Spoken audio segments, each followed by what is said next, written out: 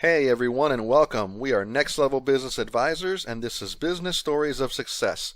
If you want to break through and achieve your own business success by learning from other successful business owners, you're in the right channel. For more of our content, make sure you click subscribe and don't forget the bell icon so you're the first to be notified when new videos are added. Enjoy today's video.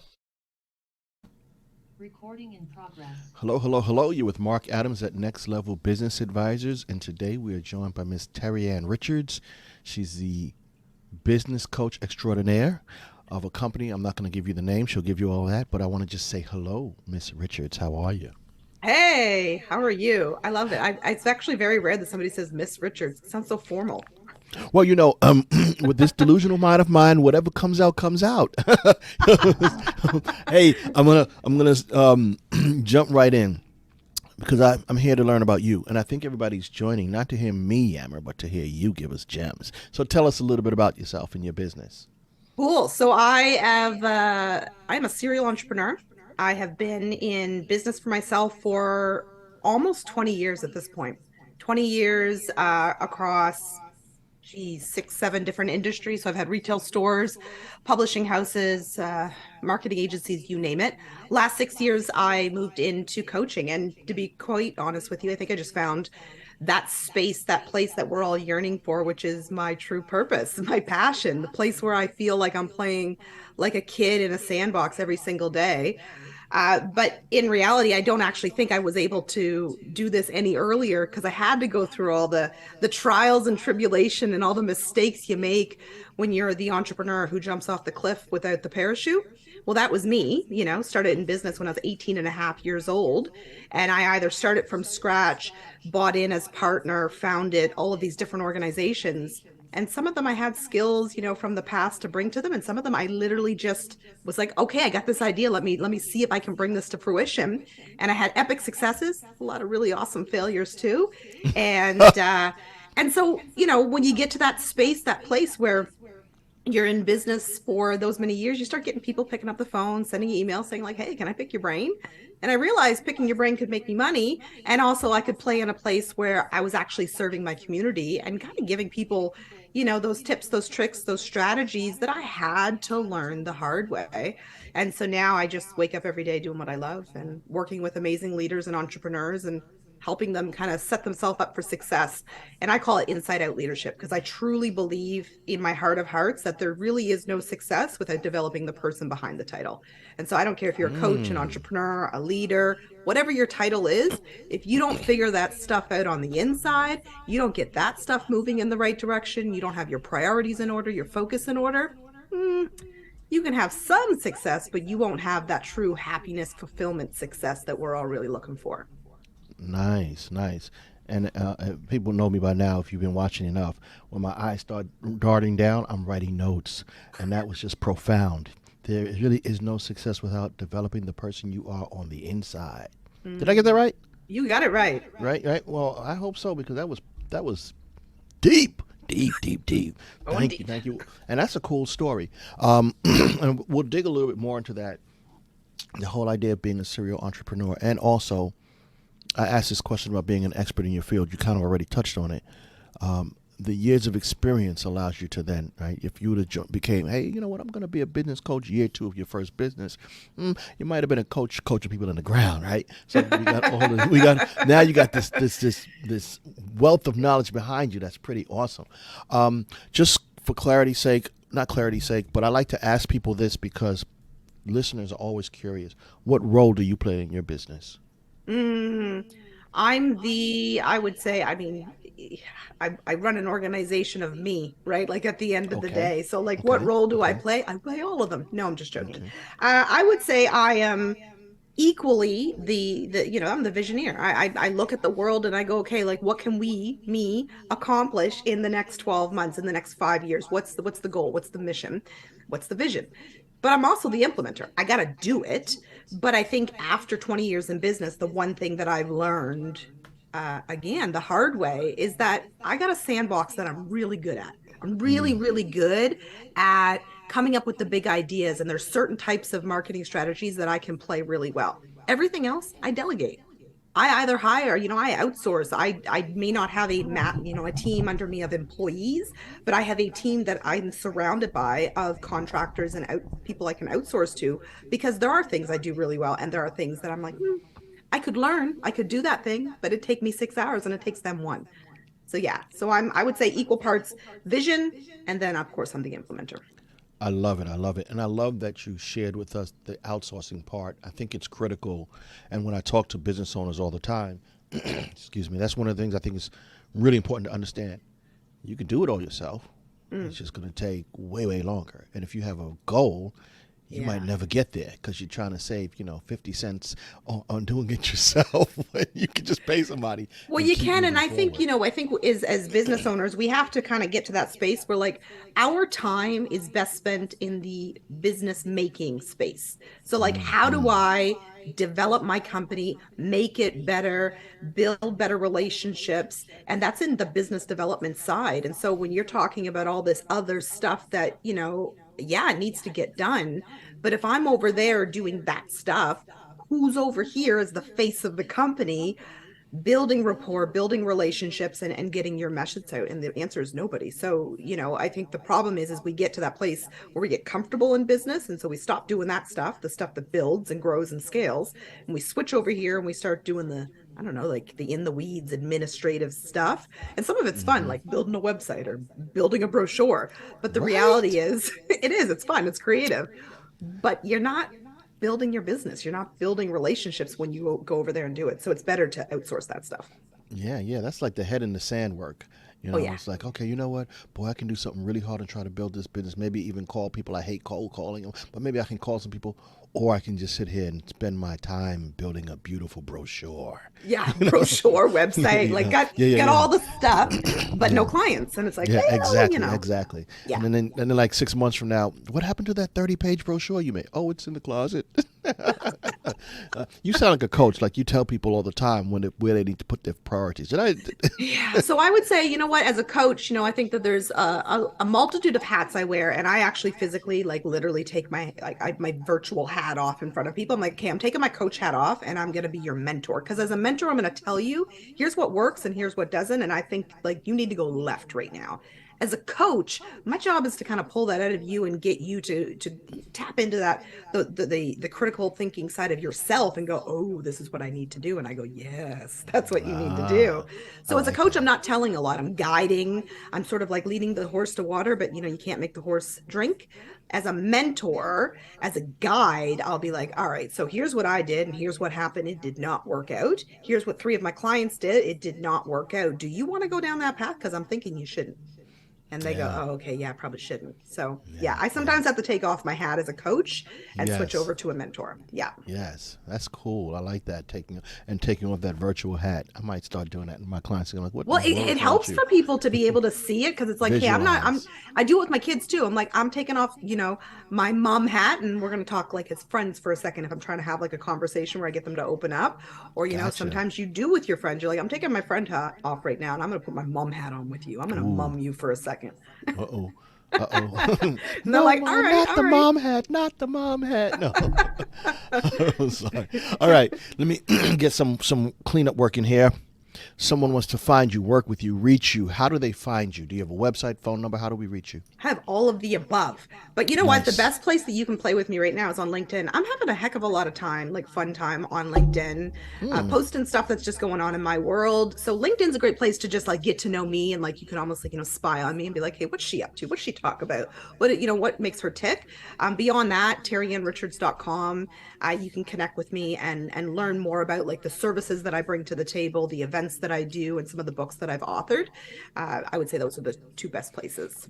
Beautiful. And I'm going to make you do some extra legwork here. TerriAnnRichards.com. How in the world do I spell TerriAnnRichards.com? Ooh, I know. Okay. So it's Terri Ann. So TerriAnn, Richards, RICHARDS.com. Cool story behind my name, everybody. So my dad's name is Terry and my mom's name is Ann. Oh, that's cool. Snap. I know. Wow. I know. That's So really, cool. really cool. They just couldn't figure out what to call me. Call her both our names. But that's really cool. Yeah. I like that. If I have a kid, never mind. They just be named Mark. It's lame. Okay. Um, so let me ask you this question. Sure. We touched on it already. What makes you an expert in the field? Now, you said you had these different businesses, multiple businesses, and so you've learned a lot. But what else can you give us that says, this is what makes me why I'm the coach for you? What how do you feel like? What makes you feel that You way? know what? I think I'm what I would call is I'm the individual that sits in front of you and consider your best friend or consider that person that you really look up to and you're saying, okay, I would take advice from that person because I respect them. They've been there, they've done it, they've been in the weeds and then they found their way out of the weeds. And but I have this ability to get at your level. I'm very relatable. So on one side, I will share my war wounds, right? Like I'm not hiding all of the mistakes that I've made in this beautiful little trinket box for nobody to see. I let you see everything that I've done and didn't do and how it worked and didn't work. But I have the history behind me that says, okay, here's when she tried this. Here's when she sold this thing and it worked. Here's when she, did a vendor financing. Here's when she partnered with a company. Here's when she went out and got a bank Love it. loan. Here's when she did this stuff. And here's what happened when it worked and when it didn't. And so I think as a coach, you can be a coach and not have some of that experience because there's lots of Right. coaches that are just, Of course. they're great guides. But I think for me, I've got real world experience in multiple different industries. So travel industry, real estate industry, marketing, all of that. So I've played, I've done the bootstrap, and I've done the partnering. So I think, yeah, from my perspective, I think what I bring to the table is experience, but the ability to share with you, the shit show that happened Okay. before. Yeah. Okay. Yeah. And it's important, I think, to me personally as well, as a coach or an advisor, to be willing to share your weaknesses, Yeah. right? Or like, this is where I screwed up. This is where I made mistakes. Ain't nobody perfect. And if someone says, "What, you made that mistake? Why am I working with you? Because I made the mistake," right? And I'm Yeah. telling you what to do. But so that honesty is, I'm know that's refreshing for the people. It actually probably, no doubt, it incurs the trust that you need. I And I believe like so. And that. I think the other thing is, a lot of times you'll hire a coach, a performance coach, a leadership coach, and they kind of play in their lane, as in, we're going to talk business. We're going to talk about your leadership development. And I'm like, well, you, Mark, are more than just your title. You're more than just your company. And, I'm sorry, but nobody's going up and showing up at work. Their marriage is home failing. Their children has just been diagnosed with something. Their car failed. They've got financial issues. But we're going to talk about your business growth. It's like, no, no, no. Hmm. I integrate all aspects of your life, right? From a very holistic space because we are just one person, right? Like there's multiple facets to us, and I would be doing you a disservice as your coach to speak specifically only about the thing you think we're supposed to be talking about, which is your business or your organization's leadership development. If that's all we focus on, we're only going to get to this level, right? But if we focus on all the other aspects that it might be the ball and chain holding you back, then all of a sudden that growth is exponential. I love it. I love that a lot. Now I'm going to ask you. You said it was like an organic flow toward, but you still have to make the decision to say, okay, I'm going to do it. I'm going to be a business coach. What was that deciding factor? How did you decide I'm going to completely give myself to business coaching? I think honestly, I feel like I've been on this journey for quite a bit. I've been speaking in front of groups for, I don't know, as long as I can go back, like probably 21 years old is when I first started speaking in front of large groups and then started speaking Wow. on stages. And always speaking on very similar topics, right? And a lot from my own experiences. And so I think after the travel agency sold, it just kind of became, I don't know, literally the next right step of like, let's just lean fully into this and see where it goes. Because I want to make the world a better place. I would rather folks not make the ridiculous mistakes that I've made because a lot of them are just, they're avoidable if you have good mentorship. And just imagine that if you have these amazing organizations being led by happy, healthy, fulfilled individuals, the trickle down effect that would have on their staff, on their spouses, on their children, you end up just with a better world. And so it's the butterfly effect. I want to be the catalyst of amazing change in this big, beautiful earth. And for me, where my skill sets lie is in my ability to relate to people and bring through my skills and expertise in a way that, challenges them to unlock their potential. I love it. Very nice. And you paint a wonderful picture of this big, beautiful earth. You said you own a travel agency. I'm imagining you've traveled much of this big, beautiful earth. Have you? I have, and not as much as I would have liked, but Really? and especially the last couple of years. Ugh. Yeah. But yeah, no, I've definitely traveled and seen some amazing parts of it, and there's still so much of it that I need and desire to go and witness. But I think this world we're all so interconnected, so much more so now, and there is a world that's struggling, and there is a world that's not, I think, reaching its full potential. And I believe if any of us have the skill to even bring a few people up a level, up a notch, then do it. Do that thing, because by pouring into their cup, you're just equally pouring into your own cup. I It's, like it. That's true, right? yeah, It's I always say I revel in other people's success. yeah, That's what brings me the most joy. yeah. Um, when I started my business 20 years ago, it was taxes and bookkeeping, and I also did a lot of tax resolution work. You're in trouble with the IRS, and you're in Canada. Just so we're clear, Yes, you're in Canada. You guys don't have an IRS, but we have the IRS, we have and those CRA. you have CRA, right? The IRS makes people cry. Like I've sat across the desk from someone that said, so the IRS, I'm like, it's okay, and it's I it's call them I call them the mafia up here. I'm just like, this is yeah, the yeah. mafia. Like, People are I am scared, afraid right? of these folks. Yeah, and so I really enjoy calming people down and fixing their problems and letting them know it's going to Mm, be okay. It's a beautiful feeling. But I have 10 times more joy when it's not a problem, but they have a business and I can help it grow. And that's why I said, I want to do the advisory work more than the resolution work. I love getting people out of mess, yeah, but I love when people can flourish, right? yeah, That's a beautiful feeling. So it sounds like when you're talking, that's what your passion is. That's what your joy is, watching yeah. people grow and blossom. What's that proactive space where if you can get people to think and consider and to look at the world from a different perspective, all of a sudden, I don't know, they're just like, they're lighting up the world, right? Like, that is the true definition of being a lighthouse, is when you can be amazing, be firmly rooted into your space, but just shine your freaking bright light on everybody you touch, and then watch as the light touches them, they grow and flourish too. It's just, I don't know. Seems Pretty all this is fantastic. great work. It's not bad gig. It's Right, not right, bad right. gig. Cool. So I'm going to pivot now. Title of the podcast: Business Stories of Success. So I ask everybody the same question: how do you define success? Do you know what it takes to be successful as a business owner? There are 5 keys that every business owner has to master in order to be successful. How do I know these keys? Well, I used to say that I made them up, but really, I've learned these 5 keys in 2 ways. My name is Marc Adams. I'm the owner of Next Level Business Advisors and the host of the podcast, Business Stories of Success.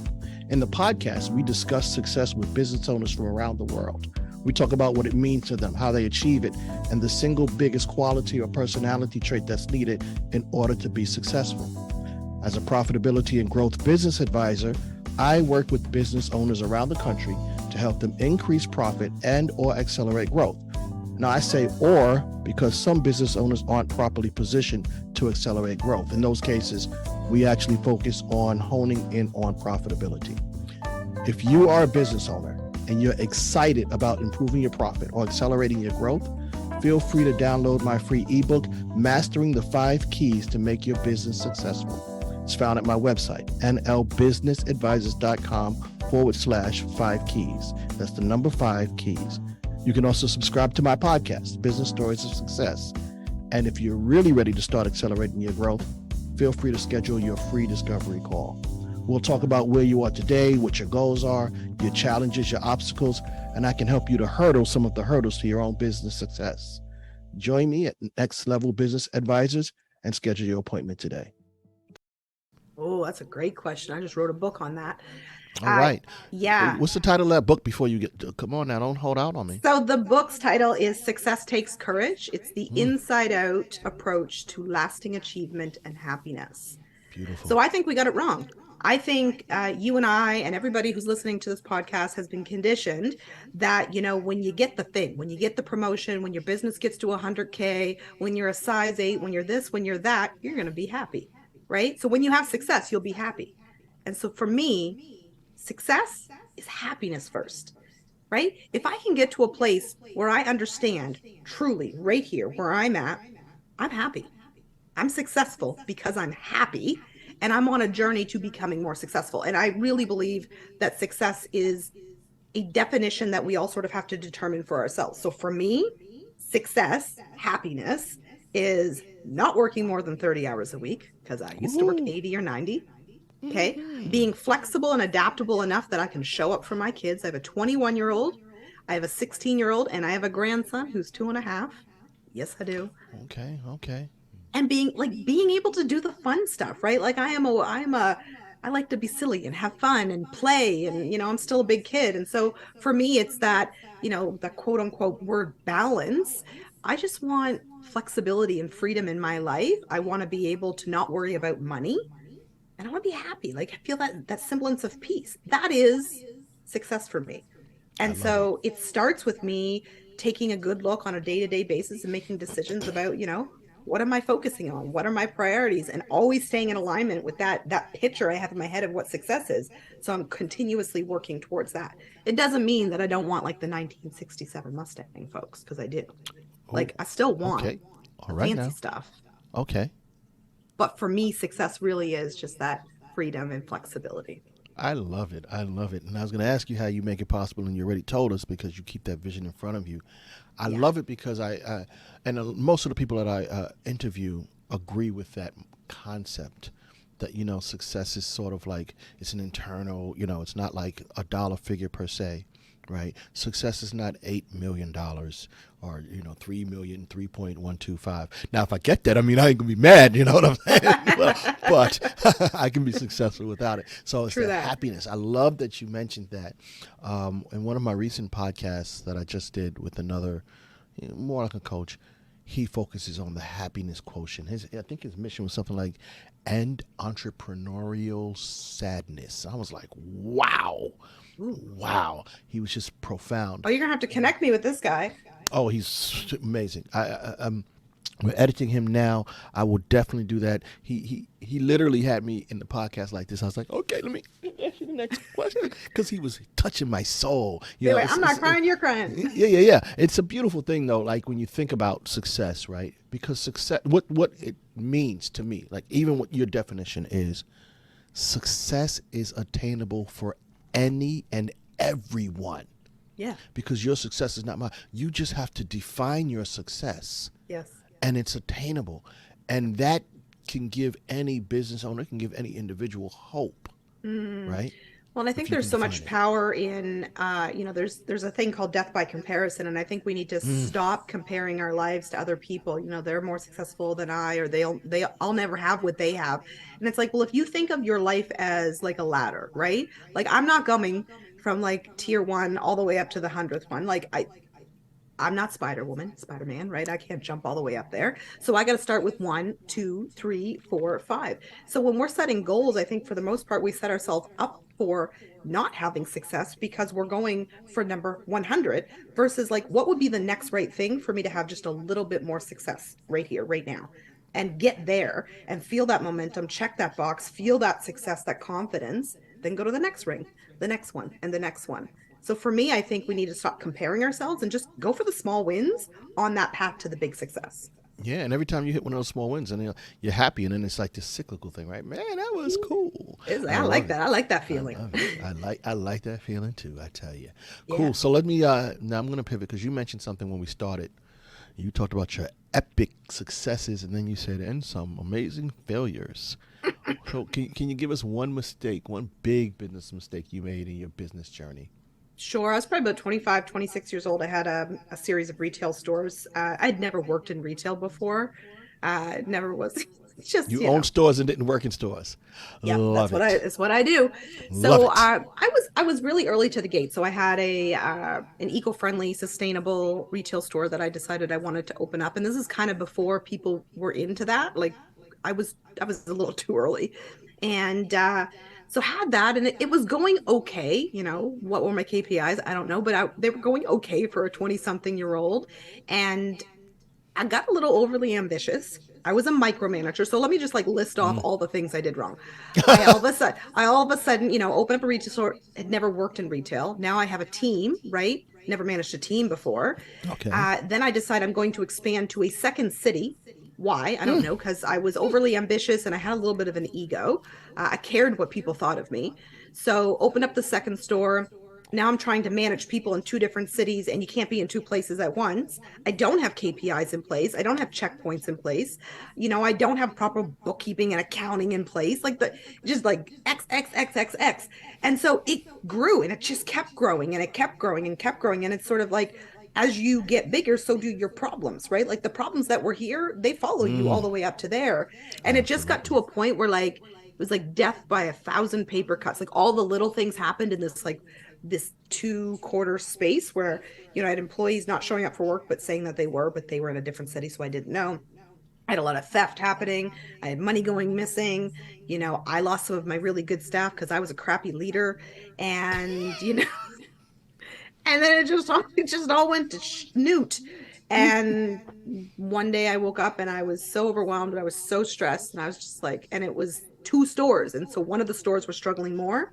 And I was just like, I'm out. Like, I'm done. I can't do this anymore. Like, I have no idea what I'm doing. Like this machine has taken over and I have no idea what I'm doing.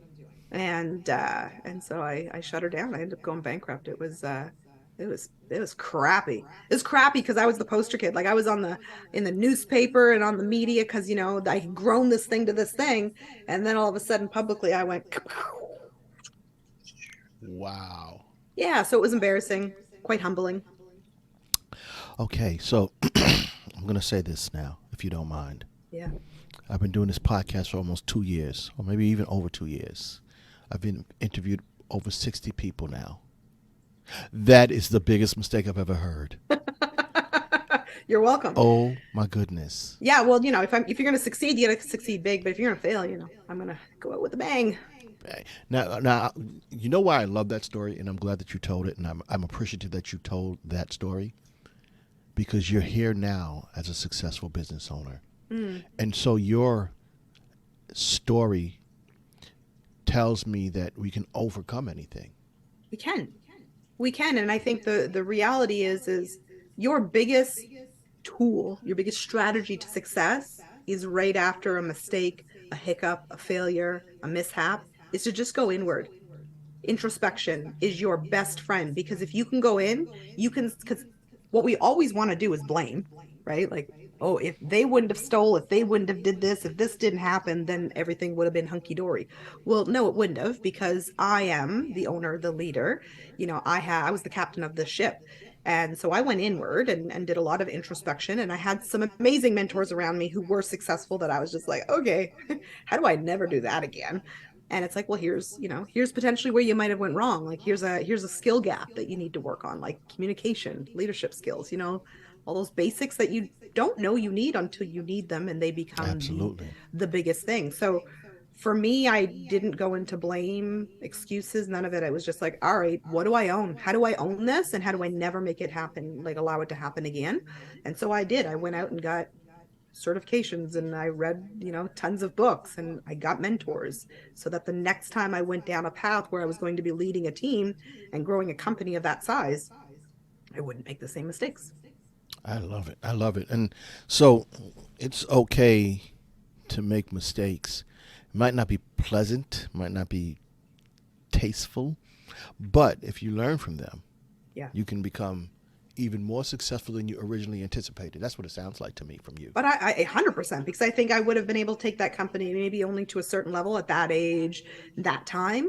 But because of that experience, especially the humbling experience of failing, and, I don't know, there's just something about it that you're also not afraid. It sort of builds that resiliency space inside of you that says, okay, like, I'm not afraid of failing, because guess what failing means? Something else is happening next. Like, you don't ever stay down. We get back up. Takes a bit. I did cry and like lay on my couch and watch series after series and be like, I'm not leaving my house. Aww. I did that. But then I got out of my rut and got back up. And started rolling. And that's the way it works. And that's nice. That's the story of not just success, but resilience. I love it. And I think that's inspiring to hear people who have had failures even of that level. And so what? Okay, that's done. That's a chapter in my book. By the way, buy the book, $24.99, right? It's like, I can teach you from this. I love it. And you mentioned coaches and and you're a coach. How have mentors really contributed to your success, would you say? I think some of the best ones were the ones that, you know, you probably can even think in your own community, those very successful, very, you know, everybody in the community looks at them and goes, holy crap, like they're just big and they're amazing. And then they sit down and they have a beer with you and they tell you about all the crappy mistakes they made. And it's just like, oh, you mean you're human too? Like, Yeah. so for me, the best mentors have been the ones that have shown, like, truly showed their war wounds and said, like, here's what it looks like. I remember actually one of these older gentlemen who was a mentor of mine. He goes, welcome to the shoulder chip club. It's like, what is Wow. that? And he was like, you finally got the chip on your shoulder, you know, like, because it can't be all roses and success and rainbows and butterflies. Like, for us Yeah, to that's really get TV. to that, yeah, it is. And for us to get to that pinnacle of, you know, whatever success is for you in business and in leadership, you do have to fall a few times to really know where your skills are and where they're not. And I think that's why I can outsource and I can delegate now. Whereas back then I was like, no, I own all parts of the business and I am the Gotcha. micromanager of the day because I trust nobody because I have to be Right. it all. Yes. Yeah. Yes. That's cool. That's cool. Um, I was thinking when you said I am everybody. I'm thinking I'm the Don Dada, which is some old slang like it's all me, and that never really works. Don Dada, that never No. really works. Cool. Let me ask you. I think this is going to be powerful because of what you do and your experience in life. What do you think is the single most important quality needed to be successful in business? Hmm. I would say be vulnerable, be humble, be vulnerable. Like just know that you don't know all the answers. Like I think a lot of us, especially anybody who's, I don't even think it matters. I don't care what side of the track you come from. Like at the end of the day, I think we all just kind of don't want to be known as weak and we don't want to show up and not know all the answers. But it's like, if you're the smartest person in the room, you're in the wrong freaking room. Mm. Surround yourself with people who are smarter than you, right? Hmm. Who have been there and done it and then take that also as your responsibility to be there for people who haven't been where you are yet, but they want to be, right? Like share those successes, share those truths, share all of that with folks. So I think the reality is you have to both lean into your insecurities, into the vulnerability, into the compassionate side for yourself, but also for others. I like it. I like it. Um, do you find that those are like the best people to coach? I'm just curious. Ha. You know what? They are the best people to coach, but it takes people, it takes people a minute to get to that point where they can be vulnerable. It's pulling back the onion layers. It's taking down the facade. It's saying it's okay to tell your team that you don't know the answer. It's okay to be the leader who, knows how to do this thing, this function, but doesn't know how to do these things over here. It's okay, but it takes leaders and entrepreneurs like a minute, take them a minute, a couple Hmm. sessions to get to that place where it's like, oh, you mean like Yeah. I don't have to know it all? It's like, no, you don't. Yeah, yeah, it's a Yeah. safe space. It's a safe space here. You can tell me we're all good, right? I love it. Yeah. I'm going to ask you, what advice would you give to a brand new business owner? I don't know your level of clientele. Do you work with seasoned or do you even work with brand new? But if you found somebody brand new and they said, Terri Ann, Miss Richards, I'm coming to you with all humility and vulnerability. I don't know what to do. I'm starting a business. What would you tell them?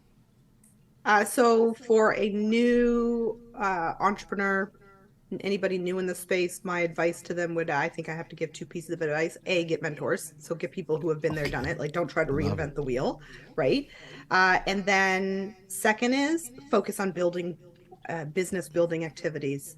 Don't go build a website, create a brochure, do anything over there. Do not do that first. That is not the thing that will create and grow your business. Because the problem is most of us set up into business. We go, I'm gonna serve this, I'm gonna do this thing. And then you get out there and have real conversations with real people, and you realize that is not the problem they have, that is not the challenge. You weren't speaking their language, right? And now you got to go and change all the verbiage on your website anyway, right? Because most of us Right. aren't copywriters. So You what better believe business it. do we have going over and playing that? Just go build the business, have real conversations with real humans, figure out what their challenges are, figure out what's going on in their world, whatever your type of business is. And all of a sudden you'll watch as the words just fall out of their mouth and you're like, oh, I wouldn't have ever said that myself. And that Right. becomes the stuff that becomes your brochure and your website. I like it. I like it. Yeah. Right. Nice piece of advice. Very nice piece of advice. One final question, if you don't mind. Yeah. If you could go right back to before you started your own business, let's Oh, say even gosh. the first one, Oh, what gosh. advice would you have given yourself? Stop giving a crap what everyone else thinks. Stop it. I Just love it. stop. Like, stop. Just be yourself, right? Like, I look back at myself in like my late teens, early 20s, like that image that I had in my head of what a successful entrepreneur looked like. They were old, they were white, and they were men. And so I'm in trouble. I was like super like, oh geez, man. Like I would try to show up in my little polo suit and I was very like serious. Like this personality was hidden behind this facade because I thought I had to look and behave a certain way to be accepted into the clique of the business world, which was predominantly that group of individuals. And so I just said like just be yourself, lean into it, lean into all of the insecurities and all of your strength and just roll with it because you'll learn as you go and you'll grow through that. That's true. That's true. I love it. I love that advice. Thank you so much. This was a blast. Yes, thank you. I really appreciate the knowledge that you've dropped. You get, your story of success, your story of failure was phenomenal. And I learned a lot from it as well. Thank you. Thank you so much for giving us some of your time and your knowledge and your expertise. And we look forward to seeing you on your continued journey to success. Awesome. Thank you so much, Mark. Thank you. Okay.